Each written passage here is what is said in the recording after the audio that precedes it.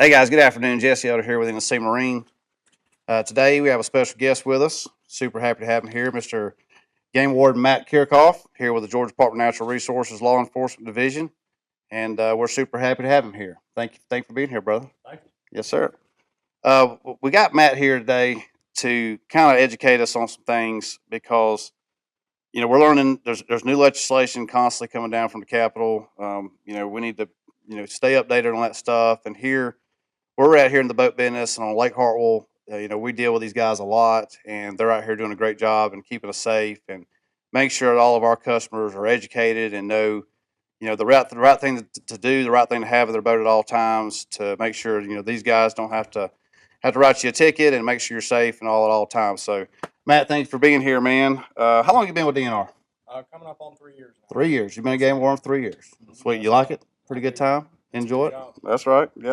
All right, bud. So you were in the military. You were in the army. And so, what inspired you to become a game warden? Doing that job, being outside, I knew coming out of the military, I wanted to work in public safety, and I wanted to still be in the outdoors all the time. So this was the best transition, best job I could take. Hey, absolutely. Yeah, so that's a pretty perfect transition. If that's what you like to do, for sure. All right, guys. So this is kind of what started all of this. I posted a video. We posted a video here about 2 weeks ago about uh,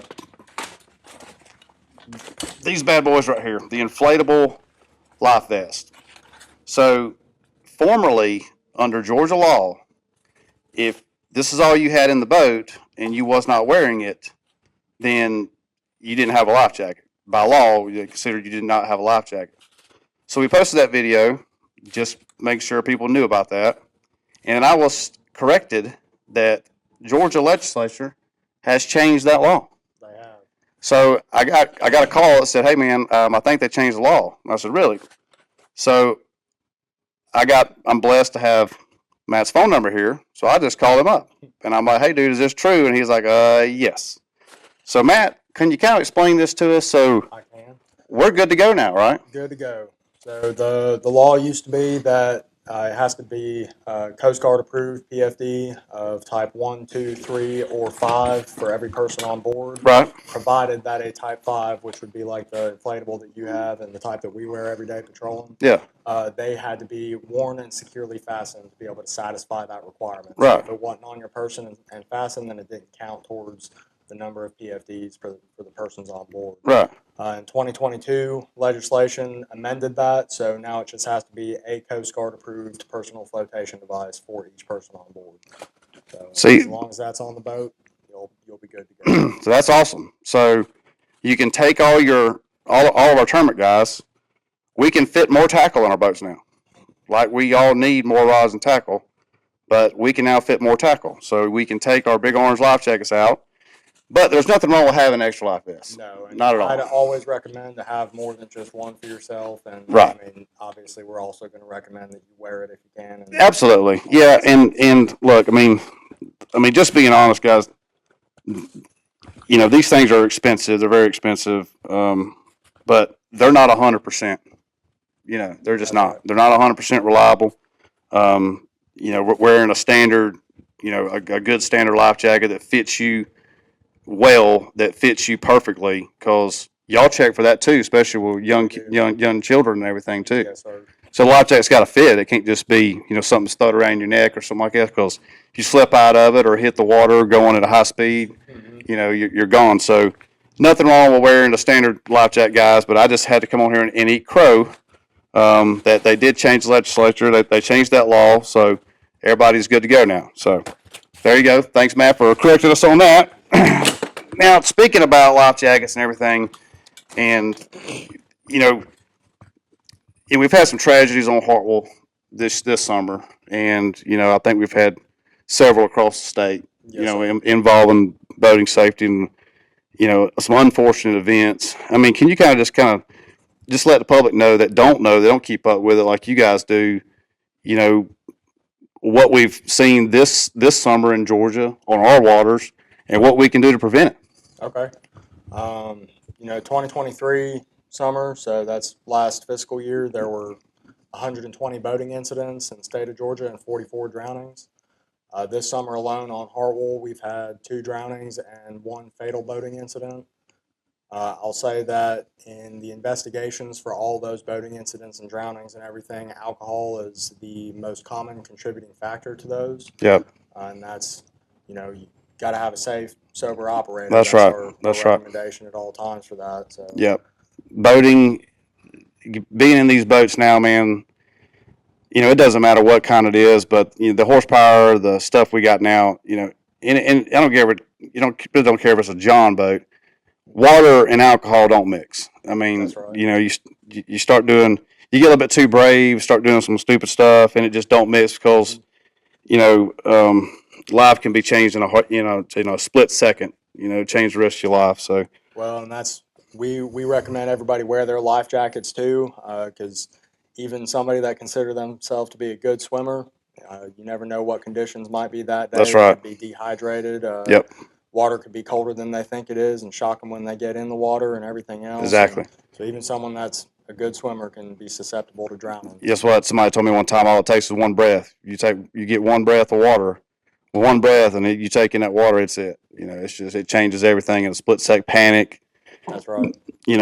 Trying to, we're going to swim to the shoal out here. Don't realize how far that shoal actually is. I mean, just a lot of things that, just you really got to be on your P's and Q's and just always just be careful, and make sure you got the right equipment and stuff on board. That's it. And you can get the list of the equipment, guys, that you're required to have on your boats to be within the law. You can get it from their website. You can get the Law Enforcement Division or the Georgia Department of Natural Resources. Click on boating regulations. They actually have a really great list. I mean, it's a very easy list to go by. They're on their website. You can print it off. Make sure you got your good checklist in the boat. So when they come, because they're going to have their checklist when they approach you, I promise you, and you better make sure you have yours. So, well, good deal, man. Well, look, so we got a bunch of guys. All of us around here are, tournament fishermen. We like to bass fish. We tournament fish. We love Hartwell. We love our Savannah River chain of lakes. Where we live at here, and I understand. DNR is Georgia Department of Natural Resources is doing a lot. I'm sure South Carolina is too on their side, as far as conservation goes, and our fish limits, and trying to basically protect our resources, for future generations. And y'all have y'all's limits, and y'all stop fishermen and check them and check their licenses and make sure. So talk about a little bit about that. Like, y'all, your enforcement actions are safety, but also conservation. That's right. That's what the main goal is, right? That's it. Yeah. So our fisheries management section, they do a great job. They statewide they manage 500,000 acres of lakes, 12,000 miles of streams, and 4,000 miles of trout streams. Wow. So it's a lot of time, money, and effort that goes into doing surveys, studying pollution levels, environmental reviews, Right. And then of course actually managing the fisheries and hatcheries, and that's where a lot of the trout that get stocked that's where they come from, is from the fisheries and hatcheries. Yeah, and that's your license money, the fees we pay to have our licenses and other things we do. That goes in. It goes right back into the program. That's to right. Make sure my little boy, he's 2, and I named him Fisher, to make sure he can catch them, when he gets our age, you know what I mean? That he gets to enjoy the same things we did. So, everybody's got to understand that it's not just, for nothing. Right, it's right. Every regulation you see, there's research and a study that's been done right. that they determined that was the best way to manage the population yeah. for generations to come and everything else. So. Exactly. So I mean, that's what we got to that's what we got to keep up with, guys, and that's what we got to remember is these guys ain't out here to ruin your day in the woods, ruin your day on the water, or anything like that. They're out here to do a job to keep our resources, here for us to enjoy every day, and that's what they're doing. And I just say this, and just being straight up, when I was in law enforcement, I got to hang out with some DNR guys and some game wardens down there in the county I worked in, and went and did some mutual aid with them one day, helped them out. We were walking in the woods looking for a convicted felon that we knew was under the influence of stuff, This man had a high-powered rifle. He's jacked up a tree, and here we are bebopping down through the woods going to get this guy. And I looked at the game warden, and I'm like, "Hey, bro, you want to just stand by right here at the campsite until he gets back?" He's like, "No, we're going to get him." I was trying to act like I wasn't about to urinate in my britches, but like this dude's ready to go. So, just hit on that for a second. 98% of your interactions, for a fact that you're dealing with somebody with a high-powered rifle. You're dealing with somebody that's got a weapon. In most situations, they're going to see you before you see them. A lot of the time they do. Right. I'll say that most of the public that we encounter are law-abiding citizens, and we don't have a lot of issues Yeah. with that. But there's always that opportunity. It's in the back of your mind that you're trudging down through the woods going to stalk somebody that can see you from 1,000 yards away. Yes, sir. So that's just super brave because I'm not gonna lie. When I was deputy sheriff, we dealt with people. We didn't know, if they had one a lot of times, but you guys know for a fact. I'm about to go in here. This guy's got a 300 mag rifle, and I'm about to go up there and check his orange vest. You know what I mean? Yeah, So kudos to y'all because that's pretty stout. That's y'all got a set. You know what I mean? So that's pretty cool. So we got dove season coming up this weekend. Mm-hmm. We got bow season, the archery season starting the next weekend. So I know dove season and deer season is a busy time. You're kind of transitioning from the Labor Day, from a bunch of the lake stuff, kind of getting more in the woods and everything like that. So any new things coming out for deer season or dove season that you know of, or anything like that we need to be looking out for? Or nothing new, same old stuff. Same old stuff. Yeah. Good deal. Well, are you excited about the upcoming dove and deer season? I am. This year's been a little weird. Usually on Labor Day weekend, we're running around between the lakes and it is weird. Yeah, it is weird. So having that separation in the weekends might be good for us because we got to focus on the lakes for Labor Day, and then we're going to get to go focus on the dove fields opening day of dove Yeah, season. so did they do that for a reason? Or is that just how it fell? Or it's supposed to open up on the first Saturday of September. Right. So okay. Since yeah, that's right. Saturday was on the 31st Yeah. of August for Labor Day. Yeah, but that actually worked out really good though. So y'all could focus on That's right. on the lake because I was on the lake Sunday and it was like the 4th of July. I was in Madhouse. I'm out there and trying to bass fish. I was out there too on Sunday. Yeah. Were you up in Tugelo? Up here? No, I wasn't. You on the south end? Yeah, I was on the south end too. So yeah, it was a little rough down there. Well, sweet man. Well, good deal, dude. What I just got to ask you this too because we're all hunters and all here too. And you mentioned you talked to some of the wildlife folks too about our turkey population in the area. We just don't have a lot of turkeys left, in our area. And do y'all have an idea about what's happening to them, or just? So our Wildlife Resource Division, they do a lot of population studies, and they're doing a lot of research right now specifically for the turkey decline. Yeah. It's not just an issue in Georgia, it's across the southeast Right. that we're seeing this decline in the turkey population, and there's a lot of different factors. There's no one in particular that you can say is responsible Pinpoint for it, yeah. So, well, that's good. So that obviously they know it's an issue and they're working on it. Trying to figure it out and see what's going on with it because we miss our turkeys. We like our turkeys. So, and then so just gonna let you know too on my dove field next weekend. I got about 3,500 pounds of crack corn, but it's deer crack corn.